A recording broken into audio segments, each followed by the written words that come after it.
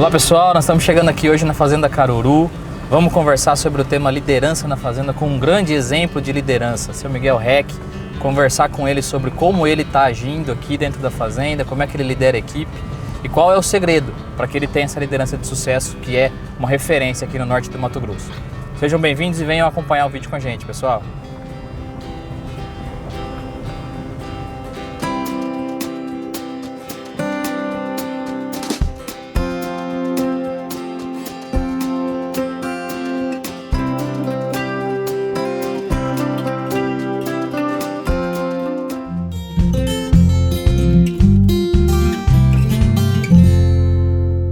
Estamos aqui nessa linha de gestão da Fazenda Caruru e vamos fazer um vídeo diferente com bate-papo com o seu Miguel Reck, dando continuidade à nossa série de vídeos. E até uma das coisas que eu acho que é legal, assim, a gente entender como a gente está falando de liderança de vários setores. Por exemplo, nós somos uma liderança externa fazenda, que a gente veio durante o processo construindo com o projeto da fazenda, mas que a gente veio liderando de forma externa. Sim, sim. E aí o papel que o senhor, como uma liderança interna, também teve esse momento de ganhar confiança. Sim, né? sim. Outro dia eu estava conversando com um cara e ele me deu esse seguinte exemplo. E ele falando muito sobre a confiança. Num papel que a gente precisa, tanto na consultoria como com a equipe, eu acho que é realmente ganhar essa confiança. Como é que a gente ganha confiança? Uma coisa é nivelar a expectativa e aquilo que a gente vem colocando. Então, como é que eu gero a expectativa para a equipe, como é que eu gero a expectativa para o senhor daquilo que eu vou fazer? E aí, como que eu atendo, como que a gente se relaciona ao longo do tempo. Então, acho que foi bacana essa ideia. Assim, a confiança a gente constrói ela, né, atendendo a expectativa e ao longo do tempo. Então, não é... Para nós, a base da confiança aqui, que nós entendemos entre nós, a base da confiança é o quê? Se combinou, tem que cumprir, né? Se não cumpriu, perdeu a confiança, né? Então, essa é a expectativa, né? Então, a gente tem expectativa não precisa de que combinar. Se a gente combina, tem que ser cumprido. Não precisa combinar, né? Se ninguém é obrigado, mas combinou, tem que dar os pulos, né? Não, isso é legal. Conta pra gente um pouquinho, né? De como é que começou, acho que assim, desde a história do senhor de vinda para o Mato Grosso, a história desse ambiente, que eu acho que é legal a gente ter isso para colocar. A propriedade foi adquirida em 1981, foi uma aquisição do meu sogro, adquiriu uma propriedade para nós, para a dona Traut, que é a minha esposa, e adquiriu uma outra área para o nosso cunhado, que é o Guido. Certo? Inicialmente eles fizeram a parte da derrubada, da parte de fazer os primeiros pastos, usaram, certo? Durante uns 18 anos e depois passou para a dona Traut. Como ele repartiu para os filhos, essa parte então ficou para a dona Traut. Tá? Inicialmente eu trabalhei de empregado 38 anos numa empresa em Santa Catarina e a dona Traut, que é minha esposa, tocava aqui com os funcionários. Hoje a propriedade está dividida em 3 pedaços, tem a parte que é da dona Traut, essa parte aqui que nós estamos, e a outra parte é do Rui, que é o nosso filho, certo? E a outra parte é da Raquel. Os dois não moram hoje no Brasil, a Raquel é veterinária e o Rui tem uma atividade militar.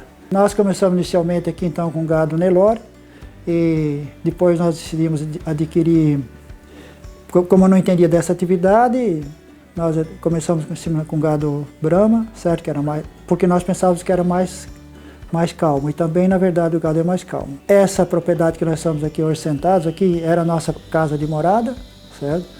E a dona Traut parava aqui, nós parávamos aqui e aqui era a nossa garagem, a nossa cozinha, nosso banheiro, nosso quarto e o depósito do sal mineral que os animais precisavam comer, tá certo? E os funcionários tinham uma casa melhor aqui do lado, certo? Porque partindo daquele princípio de que essa é a visão da propriedade de nós que estamos da Fazenda Caruru, de que o funcionário para nós é a peça mais importante que nós temos, sempre foi. Porque é ele que faz o nosso serviço no dia a dia. Se nós temos funcionários comprometidos, ou funcionários bons, ou funcionários que fazem bem as coisas, nós temos lucro, e eles também. Se o funcionário não faz bem feito, nós temos prejuízo. Então nós não podemos tratá-los com mais pagamentos ou com mais benefícios. Então sempre a casa melhor foi do funcionário, certo? E hoje nós procuramos, depois da vinda do Murilo, que faz 6 anos, eu tinha estudado bastante, quando saí da empresa, vim para cá, pensei que sabia tocar essa atividade e fiz tudo o que eu tinha lido, aprendido, estudado, e na verdade eu não estava tendo resultado financeiro. Nós trabalhávamos muito, mas não estava sobrando nada. Eu tinha vendido as minhas propriedades que nós tínhamos lá no sul, casa e carro, coisa que a gente tinha. Trabalhou 38 anos, consegue guardar alguma coisa. e o dinheiro começou a acabar. Então um dia apareceu o Murilo aqui, e nós conversamos, e o Murilo se colocou como um profissional que entendia desse negócio, que podia ajudar. No começo eu fiquei com um pouco de dúvida, porque eu pensei, pelas experiências do passado que eu tinha, né, eu não acreditei inicialmente que seria possível. Então fizemos umas conversas e no final ficou combinado assim, certo? Nós vamos fazer as nossas coisas, nós vamos planejar, nós vamos fazer o que dá de fazer, ninguém vai pegar dinheiro emprestado, certo? Ninguém vai arar a terra, vamos fazer as coisas com o nosso dinheiro, só que assim, o que o Miguel combinar com o Murilo, eu vou cumprir. E o que o Murilo combinar comigo, ele vai cumprir. Tá certo? Então, tá combinado assim? O Murilo está combinado. Então, nós começamos, faz 6 anos. Nesses 6 anos, nós conseguimos evoluir, certo? Eu acredito, na minha opinião, bastante. Vou dar alguns exemplos, certo? Nós conseguimos ter já um rotacionado, em que nós conseguimos, nos melhores momentos, nós conseguimos ter quase 900 gramas de ganho por dia, certo? Então, foi fruto do trabalho de orientação dele. Nós conseguimos os nossos bezerros, que nós apartávamos em média com 160, 170, 180 quilos, nós conseguimos no ano passado apartar com 202 quilos, então nós evoluímos. Nós conseguimos aumentar um pouco o plantel. Nós conseguimos, eu acredito, aqui o seu Júlio está conosco já há quantos anos? 4 anos, 5 anos, né, seu Júlio? Quase 7 já. Quase 7. Então o seu Júlio conta, hoje está, vamos falar, seu Júlio falar, está diferente hoje do que quando tu veio trabalhar? Muito, né? Tá diferente? Muito diferente. O que tu vê de diferente do tempo que tu... Porque na época que eu cheguei aqui era só junquilha, né, Julinho? Não tinha pasto, não tinha nada. Foi reformando, foi ajeitando, tá? E o jeito de lidar com vocês, como é que ficou? Melhorou também bastante. Melhorou? Então, tá bom. Eu chegava muito bravo com a gente, depois agora melhorou bastante, eu já cheguei. A preocupação que nós tivemos e isso foi o Murilo que ajudou a orientar a gente, eu aprendi com ele também, essa parte de lidar com os funcionários e dar mais oportunidade para eles, de ouvir a opinião deles e fazer eles participar. Então, eu acho que nós evoluímos. Dentro disso, nós conseguimos criar um espaço para que a gente pudesse se reunir cada segunda-feira. Nós fizemos um planejamento primeiro do ano, e esse planejamento nós conversamos com ele, até agora nós estávamos conversando, o que eles acham, quando vamos fazer. Primeiro que era então a nossa garagem e o nosso lixão, sabe? Daí a gente chegava aqui e jogava tudo aqui, era só a prateleira virada o bagulho. Daí, quando o Murilo vinha aqui, só falava eu com ele. O funcionário tem que trabalhar porque, para a gente não perder tempo, né? Depois, fomos abrindo a cabeça, evoluindo. Daí chegou o momento que um dia nós estávamos conversando, vamos fazer um espaço para os nossos funcionários, para que a gente possa conversar com eles. Então, onde é que vamos fazer? Vamos fazer nessa garagem aí, porque não está ocupado para nada mesmo, só é bagulho, né? Certo? Então, deu uma arrumadinha nisso aqui. Pintamos, certo? Era sem gastar dinheiro, porque dinheiro não podia gastar, né? Na verdade, se dá dinheiro tem que outras prioridades, né? Então, arrumamos aqui e começamos a organizar. Faz 2 anos e pouco, né, Murilo? 3, né? 3 anos. 3 anos já, tá? E fomos evoluindo. Hoje nós já conseguimos se reunir cada segunda-feira. Nós fizemos, então, nosso planejamento da semana. Nós contamos aqui as coisas boas que tem. Nós reclamamos aqui das coisas que não tá boa, tá certo? A dona Traut, que é a dona, vem aqui de vez em quando e dá um puxão de orelha em nós, né? Porque ela tem o direito, né? Porque ela é a dona. O Rui, quando vem aqui, também se reúne com os funcionários. A Raquel vem aqui, passa a mensagem deles. Criamos um grupo de WhatsApp. Os nossos funcionários, tudo que eles fazem, eles tiram fotografia. Assim a Raquel e o Rui sabem, mesmo que estão muito longe daqui, o que está acontecendo cada dia. Certo? Também dão as sugestões dele, às vezes para os funcionários. E conseguimos também evoluir que o Murilo, que dá assistência para nós, saiba toda semana o que nós estamos fazendo na semana, que a gente faz uma atinha da reunião e passa para eles. Então, nós conseguimos familiarizar as nossas atitudes, ou fazer com que elas fossem conhecidas pelas pessoas que fazem parte. Nós estamos satisfeitos? Não, nós estamos no começo dos nossos negócios, certo? Nós não...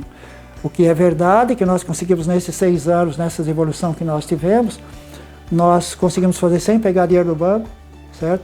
E nós não estamos devendo, certo? Então, o que nós evoluímos foi com recursos que foram gerados aqui na propriedade, certo? Para isso que se faz planejamento e orçamento e a gente acompanha.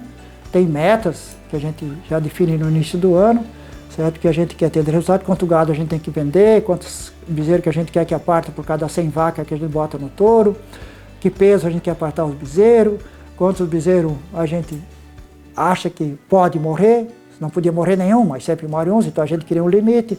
Então a gente cria metas para o ano e os funcionários sabem disso, né? Certo? E nós ficamos tristes, o funcionário fica triste quando morre um bezerro, né? Eu sei que o Aparecido nesse dia chegou me dizendo, Miguel, tivemos uma coisa triste, de que faleceu um bezerro. Olha o nível da conversa. Não é morrer um bezerro, né? Perdemos, faleceu um bezerro. Então a sensibilidade que os funcionários têm, eu fico feliz com isso, né? Que vocês tratarem as coisas com respeito, né? Assim, tratar no fim das contas é o gado que paga o nosso salário, né? Certo? Não é? O dinheiro vem de outro lugar, né? E quando nós pensamos em fazer essa salinha, como isso aqui foi dado, é uma herança, nós lembramos no primeiro passo, como é que a gente vai fazer com que a gente não esqueça a nossa raiz, as pessoas que fizeram o começo, que trabalharam a vida deles para que nós tivéssemos a vida um pouco melhor, ou para que nós tivéssemos patrimônio, tá certo? Para que a gente pudesse continuar já em cima de uma coisa quase pronta, certo?